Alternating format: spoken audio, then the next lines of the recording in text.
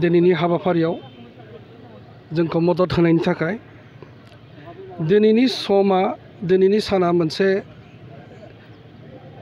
National Democratic front of Bodoland बे आफादनि गिदिर मोनसे सान। 35थि मुंख्लं सान जों दिनै फालिबाय थादों। खैराबारि महिरंग भावथिनासालियाव जों NDFBनि जों लोगोसे बे ओनसोलनि रायजो राजा आरो गासैबो जा थुलुंगागिरि मददगिरि बिथांमोना दिनै ज' जादों।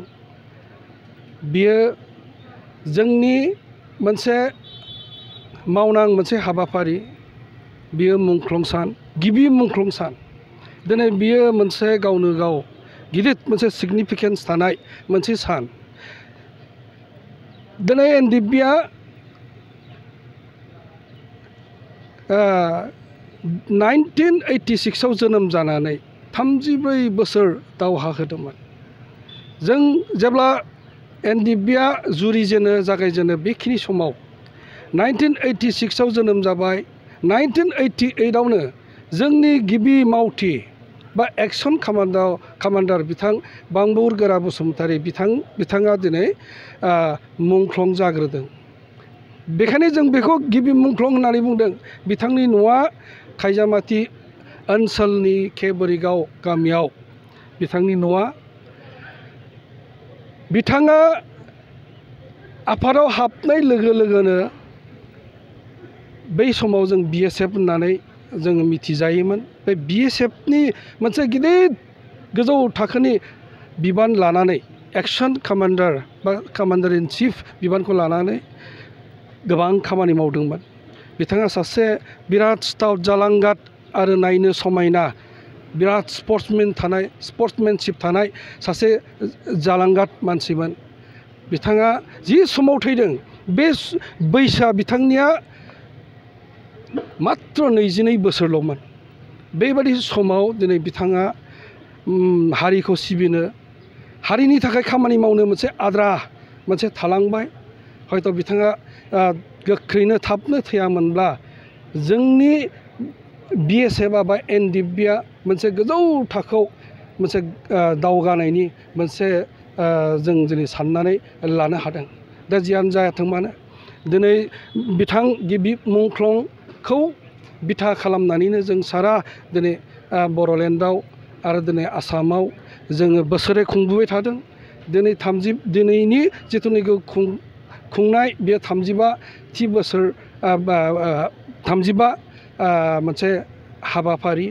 बेवहाय जोङो माखासे बाथ्राखौ जों दिनै दुखु मोननाय फैदों। मानो होननानै बुङोब्ला दिनै जों मोनसे गिदिर गोहोगोरा मोनसे आफादमोन। जाय आफादखौ दिनै भारतीय आर्मि पुलिसफ्रा दिनै जोंखौ गियोमोन। जेब्ला जों दावहायाव ओंखारजेनबाय जोंनि सोद्रोमाफ्रा आखायाव हाथियार लानानै जि जायगायाव दङमोन जि जायगायाव थायो बे जायगायाव दिनै सोरबा बांबुर गोरा दङनो, सोरबा खौलानो, सोरबा जाब्रां बैथिमोन दङनो बिदि होनबानो दिनै बै जायगाखौ रेड खालामनो थाङा, एरेस्ट खालामनो थाङा, गावलायनो थाङा। बेबायदि मोनसे बिर जोहोलावफोर जों दिनै बर'फोरनि गेजेराव मोनदोंमोन। खिन्थु दुखुनांथाव जोङो दिनै बर'फ्रा खौसे जानो रोङियाव दिनै NDFBनि BSF आरो NDFBनि साननाय हनाय बिनि बिथांखिफोरखौ मोजाङै बुजिनो हायैयाव गावजों गावनो जि मोनसे गिदिर दाङाबाजि जाबाय। बेनि थाखायनो दिनै बिथाङा थैनो गोनां जादों। बिथाङा ओरैबायदि सासे मानसिमोन। बिथाङा गावनि जि मट' बे मट'खौ गोरबोआव लानानै बिखायाव लानानै आवगायबाय थानो हानाय खामानि मावनो हानायसै सासे गोहो। जि मोनसे घटना जादोंमोन रौतायाव मोनसे जि घटना जादोंमोन बेखिनि समाव जों बुंनांगोन जोंनि जि आन्दलन बेखिनि समाव समब्रा समब्रि जों 86आव 3 अक्ट'बराव जेब्ला दाबाय बेखिनि समाव 87आवनो दुलाराय बर' फरायसा आफादाबो आलादा रायजो नांगौ होननानै समब्रा समब्रि भाबै आन्दलन खालामदों। दा बेवहाय जोङो मोननैबो संगठना बुजिलायनांगौनि खोथा दंमोन। NDFB दिनैनिफ्राय जुदि सोरबाफोर जोंखौ हेरेसमेन्ट होयोब्ला बिनि फिननायखौ आं होगोन। बैसागु बोथोरनि बारदै सिखोला नों आंनि मोसासो आं मोसा